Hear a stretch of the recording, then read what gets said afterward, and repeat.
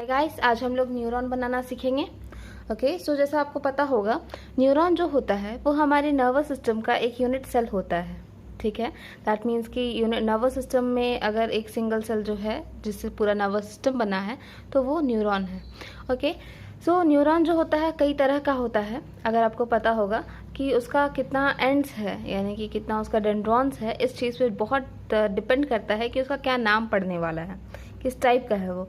For example, अगर सिर्फ एक एक्सॉन है तो उसको हम लोग मोनोपोलर कहते हैं। अगर उसके पास दो है, मतलब कि एक एक्सॉन टर्मिनल है और एक डेंड्रॉन है, तो उसको हम कहते हैं बाइपोलर। ओके, और इसी तरह से अगर ढेर सारा डेंड्रॉन है और एक एक्सॉन है तो उसको हम कहते हैं मल्टीपोलर। सो यहाँ पर जो हम बनाएंगे वो हम मल्टीपोलर न्यूरॉन बनाएंगे।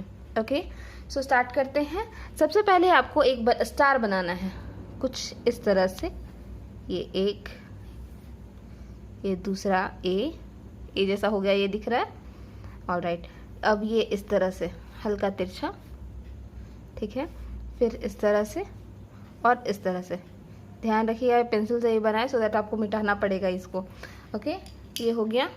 अब हम क्या करेंगे, इसका हर एक जो एंड है, ये स्टार एंड वाला जो ये हर एक वर्टेक्स है, इस वर्टेक्स को हम आपस में मिलाएंगे। ओके, जैसे कि ये वर्टेक्स हमारा मिलेगा इस वर्टेक्स से इस तरह से, ये वर्टेक्स हमारा मिलेगा इस तरह से, ये वर्टेक्स आपका मिलेगा इस तरह से, और ये वर्टेक्स मिलेगा इस तरह से।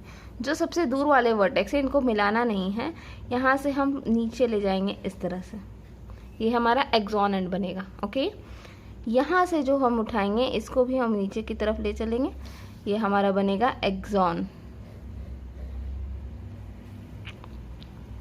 ओके, और यहाँ पर एंड में जा करके ये इस तरह से फैल जाता है, इस तरह से, ठीक है। और यहाँ हर एक एंड पर एक बल्ब जैसा स्ट्रक्चर होता है इस तरह से। ध्यान रखिए यहाँ पे आपको फिर से नहीं मिलाना है, ये हो गया इस तरह से, और स्ट्रक्चर्स बनेंगे ऐसे।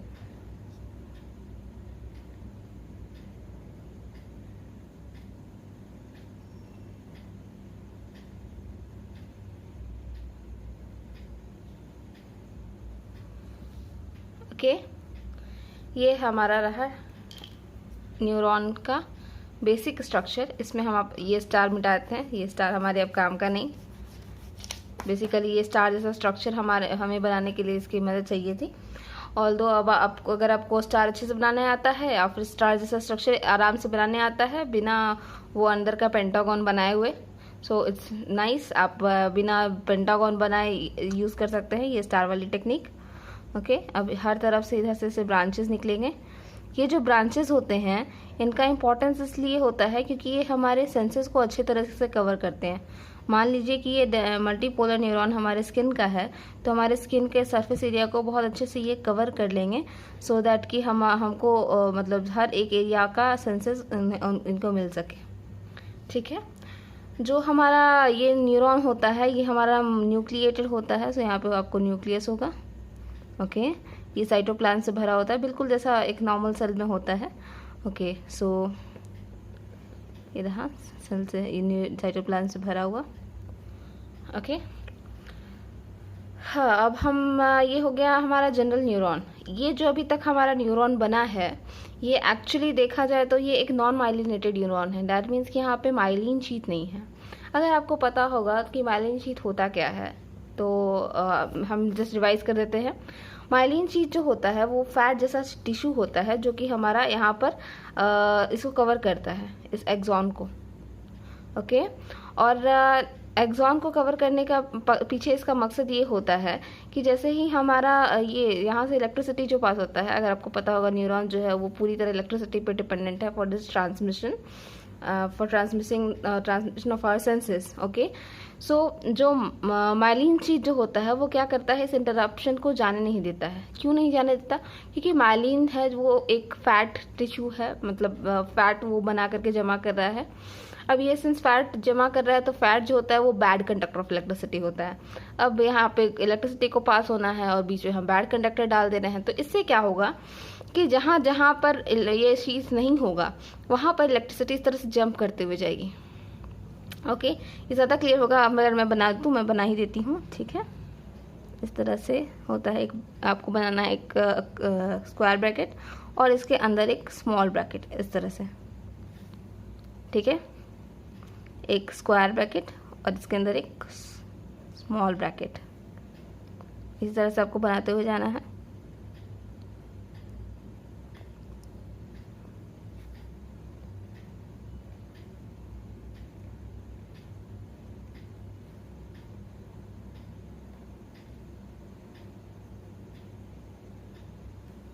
ठीक है, अब देखिए यहाँ पर 5 जगह पर हमारा इलेक्ट्रिसिटी पास नहीं हो पाएगा। सो क्या होगा, यहाँ पर जब इलेक्ट्रिसिटी आए तो यहाँ से इस तरह से जंप कर जाएगा, फिर यहाँ पर जंप करेगा, फिर यहाँ जंप, फिर यहाँ पे मतलब यहाँ पर, और उसके बाद फिर एंड पे एक्सॉन टर्मिनल से पहुँच जाएगा। सो इस तरह से जो जंप करते हुए इलेक्ट्रिसिटी जाता है, इस तरह से इलेक्ट्रिसिटी का ट्रांसमिशन बहुत फास्ट होता है। और सिंस ये फास्ट हो रहा है तो हमारा नर्वस सिस्टम भी फास्ट हो रहा है। सो ये बहुत ज़रूरी होता है वैसे जगह पे जहाँ पर हमें तुरंत रिस्पॉन्स चाहिए, ठीक है। अब ये जो सेल्स है, ये जो हमें इस तरह से बनाया, वो एक्चुअली है क्या, तो ये हमारा है माइलिन शीथ, जो कर्ली ब्रैकेट और स्क्वायर ब्रैकेट के बीच वाला एरिया है, ये माइलिन शीथ हो गया, माइलिन शीथ। और ये इसके अंदर जो है ये सेल्स हैं जो इस माइलिन शीथ को बना रहे हैं, ठीक है। अब हर सेल का न्यूक्लियस होता है, सो मैं हर जगह पे न्यूक्लियस बना देती हूँ, ओके। सो ये रहा न्यूरॉन। अब हम इसकी लेबलिंग करते हैं। ये वाला जो वर्टेक्स जो था पहले स्टार का, इसे हम कहते हैं डेंड्रॉन्स, ओके। ये जो है इसके जो ब्रांचेस निकले हुए हैं, इसे हम कहते हैं डेंड्राइट्स। उसके अलावा ये जो बीच में हमने बनाया, इसे हम कहते हैं सेल बॉडी। ये न्यूक्लियस है, ऑफ कोर्स न्यूक्लियस। ये हमारा हो गया, इसके अंदर जो भरा हुआ है इसे हम कहते हैं साइटोप्लाज्म, ओके। ये हो गया हमारा पूरा एक्सॉन, इसे हम कह देते हैं एक्सॉन, यहाँ से लेकर के यहाँ तक ये हमारा है एक्सॉन, ओके। अब इस एक्सॉन में ये वाला जो है, ये हो गया माइलिन शीथ।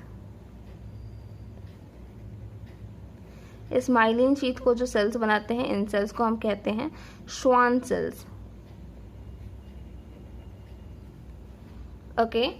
ये दोनों के बीच में जो गैप है, दो माइलिन शीथ के बीच में जो गैप है, इस गैप को हम कहते हैं नोड। और इसे एक रैनवियर नाम के साइंटिस्ट ने डिस्कवर किया था, सो इसलिए कहते हैं हम इसे नोड ऑफ रैनवियर, ओके। अब ये हो गया एक्सॉन। एक्सॉन के लास्ट में जो होता है इसे हम कहते हैं एक्सॉन टर्मिनल, क्योंकि एक्सॉन यहाँ पे टर्मिनेट हो रहा है, तो इसे हम कहते हैं एक्सॉन टर्मिनल, ठीक है। और हर एक जो बल्ब जैसा स्ट्रक्चर है, इसे हम कहते हैं एक्सॉन बल्ब। इन एक्सॉन बल्ब्स का बहुत इंपॉर्टेंस होता है, क्योंकि इनमें न्यूरोट्रांसमीटर्स होते हैं जो कि रिलीज होकर के नेक्स्ट न्यूरॉन को एक्साइट करने में मदद करते हैं, ठीक है। सो ये रहा हमारा न्यूरॉन। होप आपको बहुत कुछ इसमें सीखने को मिला होगा, ठीक है। तो ऐसे वीडियोज़ के लिए बने रहिए हमारे साथ।